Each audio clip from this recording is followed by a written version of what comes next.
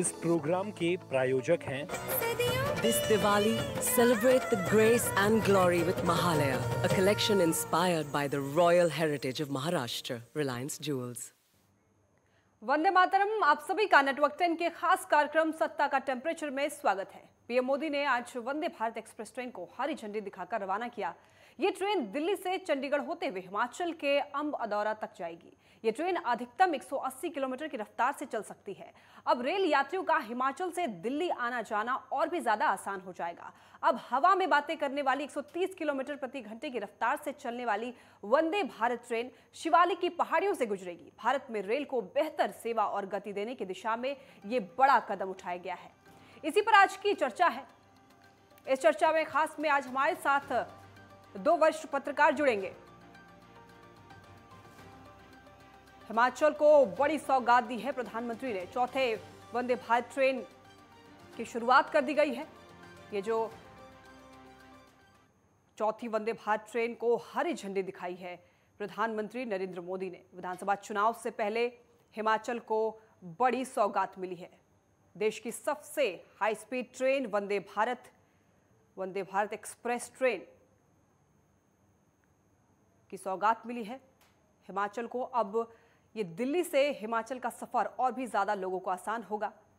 लोगों को आवाजाही करने में और भी ज्यादा आसानी होगी।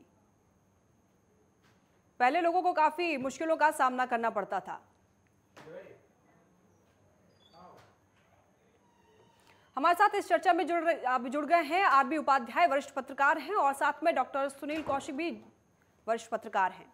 इन दोनों से आज हम इसी मुद्दे पर खास चर्चा करने वाले हैं। तो सबसे पहले हम सवाल लेना चाहेंगे डॉक्टर सुनील कौशिक जी से। डॉक्टर सुनील जी, देश को सबसे हाई स्पीड ट्रेन हिमाचल से शुरू की गई है। आज प्रधानमंत्री नरेंद्र मोदी ने हरी झंडी दिखा दी है वंदे भारत ट्रेन को। क्या राय है आपका इस पर?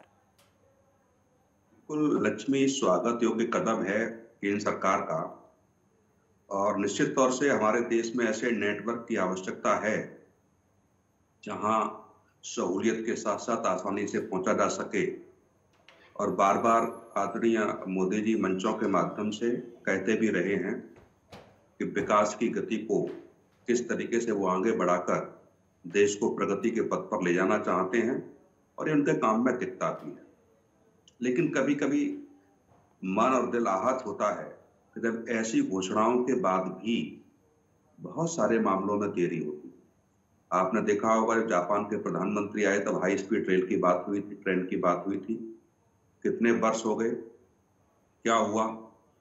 दूसरा, अभी परसों ही मैं जब लखनऊ से आया तो सुपर फास्ट ट्रेन से आया मैं, और सुपर फास्ट ट्रेन जिसको दिल्ली सुबह 7 बजे पहुंचना चाहिए था, वो करीब 11:30 बजे दिल्ली पहुंची।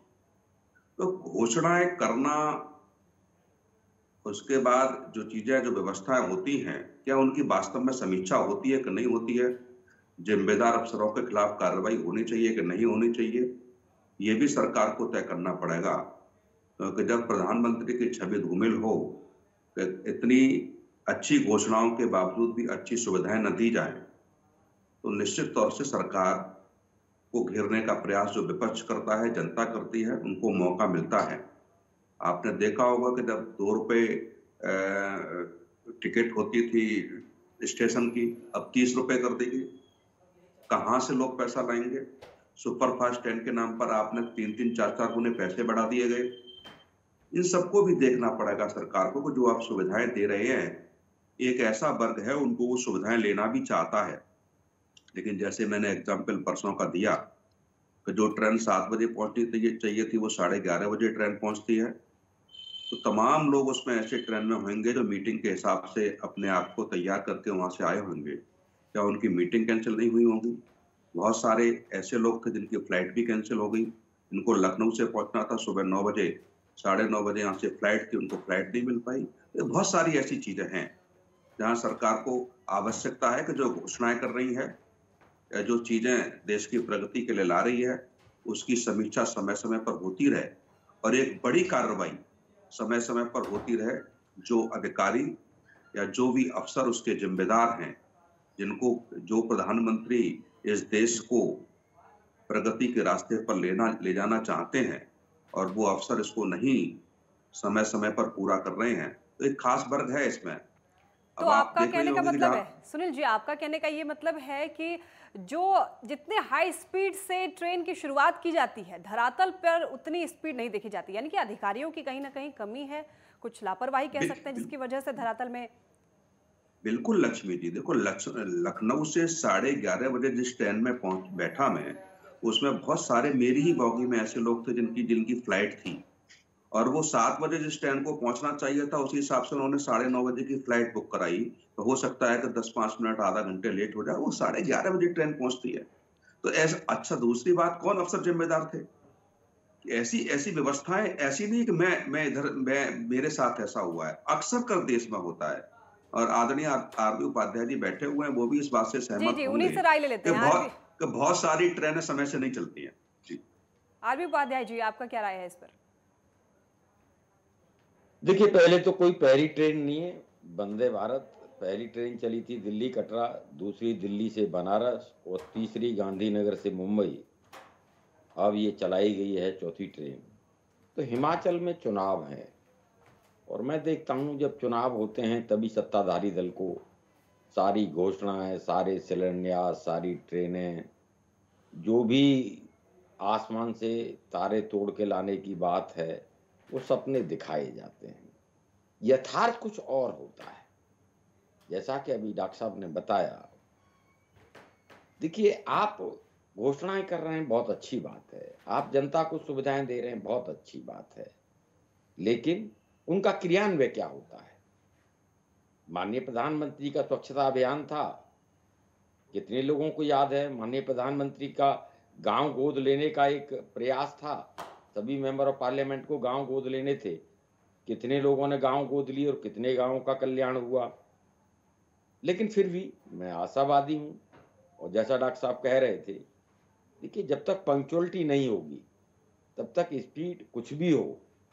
मान लीजिए स्पीड आप कह रहे हैं वो ठीक है, मैं मानता हूं कि ये जो ट्रेन है 52 सेकंड में 100 किलोमीटर की स्पीड पकड़ लेती है, 52 सेकंड के अंदर, वो बात सही है। लेकिन ट्रेन ही अगर 4 घंटे लेट पहुंचेगी, पंक्चुअलिटी कुछ रहेगी नहीं, चाहे स्पीड उसकी 200 किलोमीटर पर घंटे की हो, तो बेमानी हो जाएगा सब कुछ। आपका प्रयास भी उपाध्याय जी उतना यही सार्थक नहीं रहेगा। जी जी उपाध्याय जी, होता ये है कि अभी जैसे विधानसभा चुनाव होने वाला है और इसके मद्देनजर इससे पहले हिमाचल को बड़ी सौगात मिल गई है। लोग अब इससे खुश होंगे कि चलो अब आने जाने में दिक्कतों का सामना नहीं करना पड़ेगा, बहुत जल्दी पहुंच जाएंगे। लेकिन उसका क्या, जो कि देश के और भी बहुत सारे ऐसे क्षेत्र हैं जहां पर कि ट्रेनें बहुत कम हैं, बहुत मतलब अगर एक ट्रेन 6 बजे है तो अगली ट्रेन नेक्स्ट शाम को 6 बजे है। कई ऐसे क्षेत्र भी हैं जहां पर यातायात की सुविधा बहुत कमजोर है, लेकिन वहां ना ध्यान दे करके वहां ध्यान दिया जा रहा है जहां पर चुनाव है। देखिए, प्राथमिकता क्या है सरकार की? सरकार की प्राथमिकता है चुनाव जीतना, चुनाव लड़ना, चुनाव जीतना। माननीय प्रधानमंत्री जी भी उसी में व्यस्त रहते हैं और पार्टी भी उसी में व्यस्त रहती है। तो क्या फर्क पड़ता है कहीं कोई आवागमन का साधन है या नहीं है, लोगों को दिक्कतें हो रही हैं। जब चुनाव आएगा तो जिस क्षेत्र की आप बात कर रहे हैं वहाँ के लिए भी बहुत सारी घोषणाएं होंगी और बहुत सारे उद्घाटन होंगे। लेकिन एक चीज़ बता दूं लक्ष्मी, वंदे भारत ट्रेन चलाने के लिए इससे पहले ट्रैक जो होता है, जिस पर लाइन पर जो ट्रेन चलती है, उसका सुदृढ़ीकरण होता है पहले। नहीं तो वो ट्रेन जब ऐसी स्पीड पर 200 की स्पीड पर 150 की स्पीड पर जाएगी तो वो पलट जाएगी, जो पटरियां हैं वो उखड़ जाएंगी। तो बहुत सारा होमवर्क करने की ज़रूरत होती है। लेकिन मैं देखता हूं कि माननीय प्रधानमंत्री जी हैं, वो जब जो मन में आता है वो कर रहे हैं। अच्छी बात है, करना चाहिए जनता के हित के लिए। रात को 8 बजे उन्हें सपना आता है, नोट बंद कर देते हैं। अब कोई ये कहे कि तैयारी क्या थी? तैयारी इतनी सी थी कि वो जो ATM मशीन होती है उसके अंदर 2000 रुपये का नोट का खांचा ही नहीं था। अब कहाँ से वो डिस्ट्रीब्यूशन हो, तो फिर अफरा तफरी का माहौल मचता है। तो जो भी घोषणा करें, जो भी करें, पहले पूरा ब्लूप्रिंट तैयार करें, उसकी स्टडी कराएं, तो वो योजनाएं, चाहे वो गांव गोद लेने की बात हो, चाहे वो वंदे भारत ट्रेन चलाने की बात हो, तो जनता में एक अच्छा मैसेज जाता है। लेकिन बिना किसी स्टडी के और बिना किसी तैयारी के हम सिग्नल दिखा दें, तो मैं समझता हूँ वो फिर एक नेगेटिव छवि भी पब्लिक के बीच में जाती है। पब्लिक वैसे ही माननीय प्रधानमंत्री जी के प्रति कहने लगी है कि भी जुमले बहुत सुनाते हैं, वो अपनी ही सुनाते हैं, जनता की नहीं सुनते हैं, बेरोजगारी महंगाई अपने चरम पर है, बहुत सारी बातें हैं। तो इमेज जो एक माननीय प्रधानमंत्री की थी उसको कहीं ना कहीं डेंट हो रहा है। और जब प्रधानमंत्री के फेस पे इलेक्शन लड़ा जाता है, जीत हार उनके चेहरे से तय होती है, और वही जो उनका व्यक्तित्व है अगर वो डेंट करेगा तो पार्टी डेंट करेगी, और पार्टी की जो सत्ता में वापसी की जो उम्मीदें होती हैं वो कमज़ोर हो जाती हैं। तो मैं समझता हूँ एक अच्छा प्रयास है। मैं फिर वही कहूँगा कि भी चंडीगढ़ से 3 घंटे में हम दिल्ली पहुँच सकते हैं, दिल्ली से चंडीगढ़ 3 घंटे में पहुँच सकते हैं। मेरी शुभकामनाएं, और हिमाचल के लोगों के लिए भी शुभकामनाएं कि भी आपके लिए एक अच्छी व्यवस्था, भले ही इलेक्शन के दरमियान विधानसभा के चुनाव का एक तोहफा ही मान लें, कुछ न कुछ तो something better than nothing, English में कहावत है भी कुछ नहीं से कुछ तो बेहतर है। जहाँ जाने में दिक्कतें होती थी वहाँ अगर वंदे भारत ट्रेन में वहाँ के जो नागरिक हैं वो यात्रा करेंगे तो मैं समझता हूँ कि माननीय प्रधानमंत्री जी का धन्यवाद करेंगे। हम सबको भी धन्यवाद करना चाहिए कि भी चलिए अच्छा है, चंडीगढ़ अगर जाना है तो 3 घंटे में पहुँच जाएंगे चंडीगढ़ से। ये बात अलग है कि लेट हो गई तो जैसे डॉक्टर साहब कह रहे हैं कि वो 7 घंटे भी हो सकते हैं, 10 घंटे भी हो सकते हैं। तो कहीं ना कहीं देखिए कार्य पद्धति को सुधारने की जरूरत है। उपाध्याय जी, अभी आपने एक बात कही थी कि अब जिस क्षेत्र की मैंने अभी बात की कि वहाँ पे जो यातायात की जो सुविधा है वो बहुत खराब है, तो आपने कहा कि अब अगली चुनाव अगर वहाँ पे होगी तो वहाँ पे भी ऐसी ट्रेनों के उद्घाटन किए जाएंगे। तो क्या कहा जाए कि सुविधाओं को प्राप्त करने के लिए अब चुनाव का इंतजार करना पड़ेगा, या फिर अभी आपने एक और बात आपने कही कि जो सरकार है वो योजना लाने से पहले, या फिर जैसे मान लीजिए ट्रेन की शुरुआत की गई तो उससे पहले उन्होंने ठीक से होमवर्क नहीं की। आपने ये 2 बातें करी है अभी। देखिए बिल्कुल इंतजार करना होगा, और मैं नहीं कह रहा, आप देखेंगे अगर बिहार में इलेक्शन होगा तो इतने करोड़ की सौगात, इतने का दान, इतने का कन्यादान और इतने का महादान, फिर तो झड़ी लग जाती है। माननीय प्रधानमंत्री तो 1500 करोड़ दिया, 1000 करोड़ दिया, तो वहाँ तक तो इंतजार करना पड़ेगा। ये आजकल जो एक राजनीति का एक चलन हो गया है कि इलेक्शन से पहले जैसे ही इलेक्शन आने को हो धड़ाधड़ घोषणाएं कीजिए, धड़ाधड़ शिलान्यास करिए। तो ये जो अगर स्पीड इलेक्शन से पहले किसी राज्य में दिखती है, काश वो 1-2 साल उसी तरीके से स्पीड बनी रहे तो मैं समझता हूँ उस प्रदेश का एक अच्छा विकास हो सकता है। और उस प्रदेश को, जैसा आपने कहा कि बहुत सारी जगह व्यवस्थाएं नहीं है, तो इलेक्शन तक इंतजार नहीं करना पड़ेगा। और मैं समझता हूँ विकास भी व्यवस्थित तरीके से होगा, एक कहते हैं ना जो स्टडी के साथ होगा, तो उसके परिणाम अच्छे आते हैं। चलिए इन्हीं पर सवाल ले लेते हैं डॉक्टर सुनील कौशिक जी से। जी कौशिक जी बताएं इस पर आपकी क्या राय है? नहीं देखो लक्ष्मी जी, मैं बिल्कुल जो उपाध्याय जी कह रहे हैं मैं उसको आगे बढ़ाता हूँ कि कोई भी योजना, जैसे हम ट्रेन लेके आ रहे हैं तो ये 2 दिन का या 2 महीने का 4 महीने का खेल नहीं है, इसमें भी समय लगता है। बिल्कुल। आप उसका ड्राफ्ट तैयार करेंगे, डीपीआर तैयार करेंगे, कितना खर्च आएगा, कैसे जमीन अधिकृत करेंगे, कहाँ से होकर ट्रेन गुजरेगी, समय लगता है। और ये अच्छी बात है कि जो प्रधानमंत्री जी जिस योजनाबद्ध तरीके से काम करते हैं कि हमने कोई प्रोजेक्ट शुरू करना है हमको तो उसकी समय सीमा चुनाव के आसपास हो, तो ये भी एक मुझे लगता है कि आपको पार्टी को इस तरीके का तय करने का अधिकार देता है कि आप चुनाव से जाने से पहले जनता सोचे और समझे और इस बात को तय करे कि जिस पार्टी की सरकार केंद्र में या स्टेट में उसने हमें दिया क्या। ये अच्छी बात है। और हो सकता है कि कहीं इलेक्शनों में देरी हो रही है, वहां नहीं है तो ठीक है, इंतजार करना पड़ेगा। बहुत बड़ा देश है, ये धन की व्यवस्था कहाँ से होगी ये भी सरकार की जिम्मेदारी बनती है। और ये भी अच्छी बात है कि चुनाव से पहले यदि कोई घोषणा हो रही है तो उसका उद्घाटन प्रधानमंत्री जी करें, गृह मंत्री जी करें, रक्षा मंत्री जी करें, कोई भी करें, ये भी मुझे लगता है कि एक जवाबदेह बनाती है सरकार को।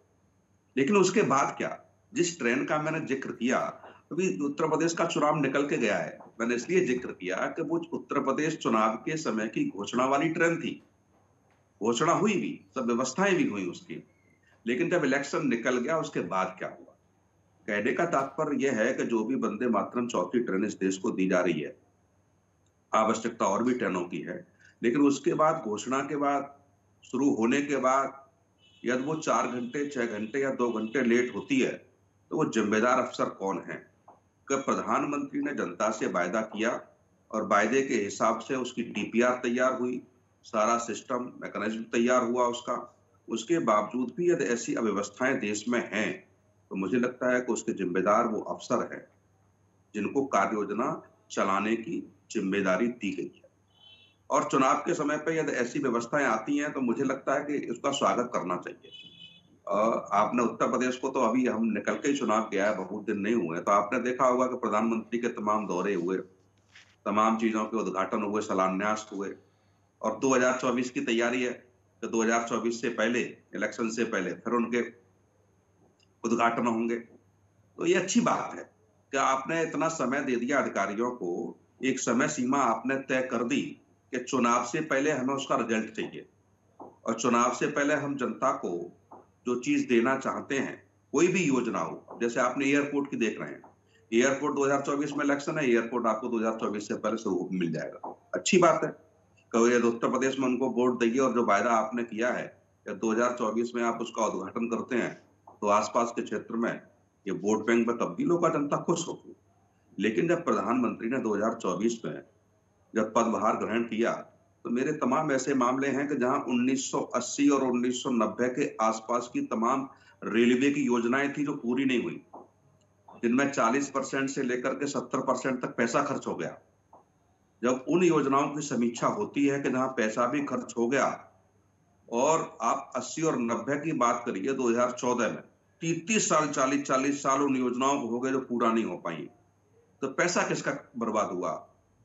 जनता का पैसा बर्बाद हुआ कि जहां 40 से लेकर 70% तक पैसा उन योजनाओं में खर्च हुआ और वो योजनाएं अधूरी पड़ी हुई हैं, और आज आप उनको शुरू करेंगे तो जहां वो 50 करोड़ में होनी चाहिए थी वो आज 500 करोड़ में पूरी होगी योजनाएं। तो जिम्मेदार कौन अफसर है? जिन लोगों को ठेकेदारी दी जाती है ऐसी योजनाओं को पूरा करने के लिए, वो जानबूझ के उसको लेट करते हैं। तो आपका कहने का ये मतलब कि जो निचले स्तर के जो अधिकारी हैं वो ठीक तरीके से अपना काम नहीं कर रहे हैं, उन पर अंकुश लगाना जरूरी है। नहीं, बिल्कुल, और समीक्षा करने की आवश्यकता है। ये योजना कोई आपने लाई तो उसके बाद रिजल्ट का ये प्रधानमंत्री या पीएमओ ऑफिस की, मैं कहूंगा ये बहुत अच्छी चीज है कि यदि आप कोई कार्य योजना तैयार होती है तो समय समय पर उसकी समीक्षा होती है। ये देश में बहुत दिनों बाद देखा जाता है। इंदिरा गांधी जी के जमाने में थोड़ा बहुत कुछ था ऐसा, लेकिन अब ऐसा है, और बड़ा स्वागत योग्य कदम भी है ये सारी चीजें। लेकिन उस योजनाओं के बाद समय से पूर्ण हो रही है, फिर उसके बाद क्या हाल हो रहा है, यदि प्रधानमंत्री इस पे भी थोड़ा ध्यान दें, एक कमेटी ऐसी बना दें, एक घोषणाएं करने के बाद या हैंडओवर करने के बाद तमाम योजनाएं, उनका समयबद्ध तरीके से संचालन हो पा रहा है कि नहीं हो पा रहा है, एक बड़ी बड़ी कार्रवाइयां 2-4 इस देश में हो जाएंगी तो निश्चित तौर से मुझे लगता है कि जैसे अभी उपाध्याय जी ने कहा कि 8 बजे प्रधानमंत्री जी आ गए और घोषणा कर दी, 2000 के नोट की तैयारी नहीं थी एटीएम में, बिल्कुल सही बात है। ये पूरा देश जानता है कि बैंक कर्मियों ने 20% 30% लेकर के नोट बदल दिए गए। प्रधानमंत्री ने भी कई बार मंचों से कहा कि कुछ हमारे समान में है, और लगभग जब कोई जांच कमेटी होती है तो उसमें बैंक के अधिकारियों की संलिप्तता पाई जाती है। क्या उस पर एक बड़ी कार्रवाई हुई? दूसरी बात, आपने देखा होगा कि 2000 नोट बंद हो जाने के बाद ये बिल्कुल तय प्रधानमंत्री ने वादा किया था भ्रष्टाचार खत्म हो जाएगा। आप देखिए ना, अभी गुजरात में 100 करोड़ से ऊपर पैसा पकड़ा गया, पश्चिम बंगाल में आपने देखा 50 करोड़ से ऊपर नकद पैसे पकड़े गए। आपने यूपी इलेक्शन से पहले आपने देखा होगा। सुनील जी, खैर वो तो पुरानी बात है। अभी जो नहीं, सुप्रीम कोर्ट सुनवाई कर रहा है उस पर। नहीं, वो मुझे पता है, लेकिन मैं बस यही कहना चाह रहा हूँ, उसमें लक्ष्मी यही है जो उपाध्याय जी ने कहा कि उसकी तैयारी आपने ठीक से नहीं की। यदि आपने तैयारी ठीक से कर ली होती तो जो चीजों का सामना करना पड़ा, हो सकता है वो सामना हमें नहीं उन चीजों से गुजरना पड़ता, हो सकता है और अच्छे तरीके से जो हम देश को संदेश देना चाह रहे थे, जो विश्व को एक संदेश देने का जो प्रयास हम करना चाह रहे थे, वो सफल होता। लेकिन इतना बड़ा कदम उठाने के बाद यदि हम फेलियर होते हैं, नक्सलवाद की आप बात देखिए, आतंकवाद की आप बात देखिए, बहुत सारी चीजें ऐसी हैं जहां शुरू में लग रहा था, प्रधानमंत्री ने कहा सब बंद हो, हम लोग भी मान रहे थे कि जब इतने बड़े नोट बंद हो जाएंगे तो निश्चित तौर से कुछ होगा, वही वही जो आज उद्घाटन ट्रेन का कर रहे हैं, या जो वंदे मातरम ट्रेन की बात है, आप देखिए 2014 में जब जापान के प्रधानमंत्री यहाँ आते हैं तब हाई स्पीड ट्रेन की घोषणा हुई थी, अब जाकर के वो हो पा रही है। बिल्कुल, तो आप ये सब सही सारी कह चीज रहे हैं सुनील जी। तो वही एक और ये बुलेट सवाल ट्रेन। उठता है कि जो भारत सरकार है वो रेल और सड़क इन दोनों पर बहुत ज्यादा ध्यान दे रही है। तो ऐसा हो सकता है कि जो सड़क की जो सुविधा है वो रेल पे जो भार है वो थोड़ा कम करेगी, क्योंकि सड़कों की भी सुविधा अगर अच्छी होगी तो लोग ट्रेन में सफर थोड़ा कम करना पसंद करेंगे, वो अपने प्राइवेट कार से भी ट्रैवल कर सकते हैं। तो ट्रेन नहीं नहीं, इसमें आप देखोगे महंगाई भी इसी तरीके से बढ़ती है। जैसे जैसे यहाँ नोएडा के आसपास आप देख रही हैं कि रेलवे ताज कॉरिडोर बन रहा है, रेलवे कॉरिडोर तैयार हो रहा है। अब जैसे कहीं सामान तैयार होता है और वहां से ट्रेन तक ले जाकर के फिर देश के दूसरे हिस्से में तक पहुंचाने में जो रेंट का, जो किराए का पैसा बढ़ता है, वो उसको हमको ही तो देना पड़ेगा। या जहां रास्ता नहीं है, बहुत अच्छी सुविधाएं नहीं है वहाँ रोड के आवागमन की, तो वहां के जो लोग वर्ग है उनको रोजगार कहाँ से मिलेगा? तो ये तो बहुत अच्छी बात है, योजना है कि सड़क और रेल का जिस देश में जाल नहीं बिछेगा, मुझे लगता है कि वो विकास की गति नहीं पकड़ पाएगा। और ये नस जो है प्रधानमंत्री जी ने पकड़ भी रखी है।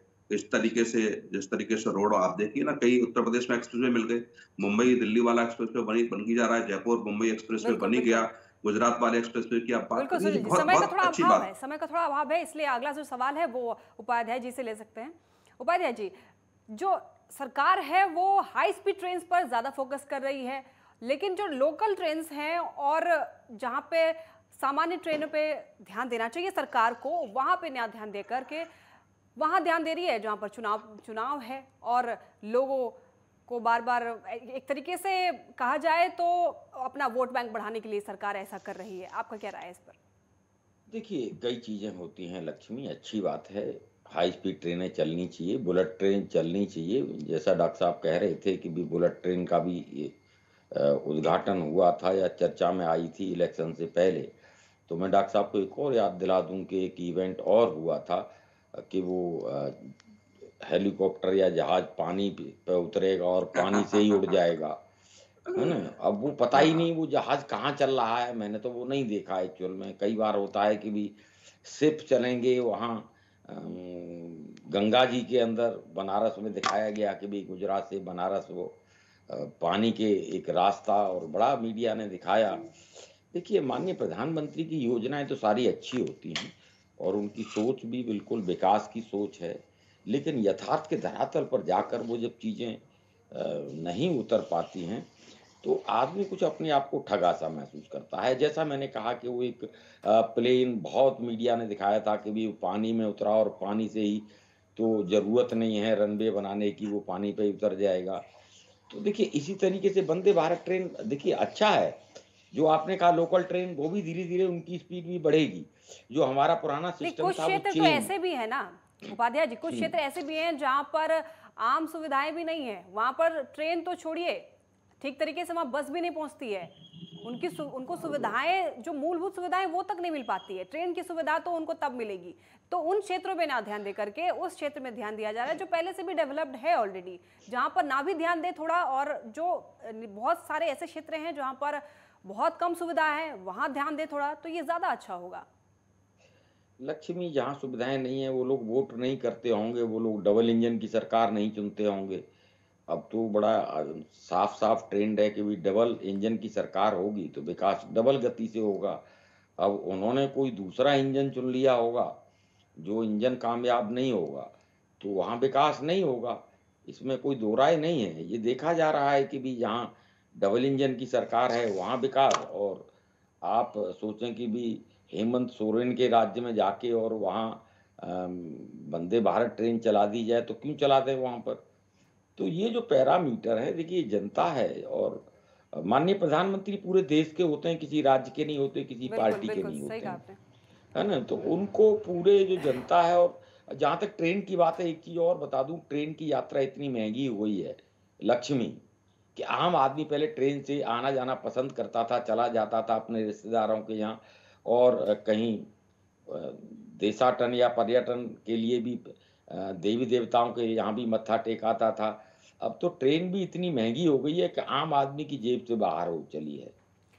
जबकि समय के ट्रेन अभाव की को वजह से चर्चा को यहीं रोकना पड़ेगा उपाध्याय जी।